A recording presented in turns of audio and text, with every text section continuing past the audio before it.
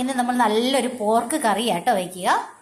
Pork നന്നായിട്ട് കഴുകി വിനാഗിരി ഒഴിച്ചിട്ട് കഴുകിയേ, വിനാഗിരി ഉപ്പ് ഇട്ട് നന്നായിട്ട് കഴുകിയിട്ട് നമ്മൾ കുറച്ച് വെളിച്ചെണ്ണ തേച്ച് ആ പോർക്കിനെ ഒന്ന് നന്നായിട്ട് കുക്കറിൽ വേവിച്ചെടുത്ത് വെച്ചേക്കുക. കണ്ടോ, ഈ വെളിച്ചെണ്ണ തേക്കുന്നത് നമ്മുടെ നെയ്ക്കഷ്ണം ഒന്നും ഉരുകി പോകാതിരിക്കാൻ വേണ്ടിയിട്ട്, അപ്പോൾ അത് അതുപോലെ തന്നെ ഇരിക്കും.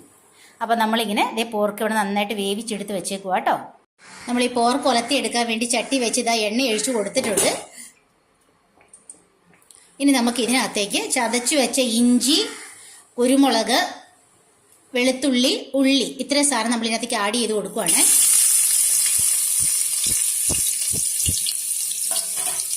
ഇതാ ചതച്ച വെളുത്തുള്ളിയും ഇഞ്ചിയും കുരുമുളകും എല്ലാം ഇവിടെ മൂത്ത് റെഡി ആയിട്ടുണ്ട്. അപ്പം നമ്മൾ അതിനകത്തേക്ക് ആവശ്യത്തിന് മുളക് പൊടി ഇട്ട് കൊടുക്കുക കേട്ടോ.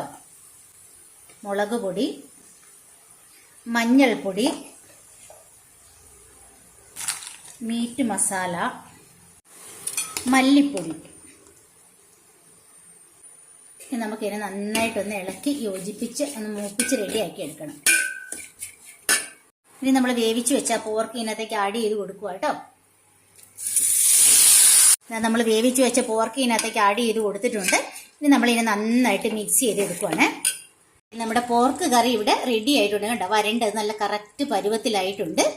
നെയ്ക്കഷ്ണമൊക്കെ ഉണ്ട് അതുപോലെ തന്നെ കിടക്കുന്ന കണ്ടോ.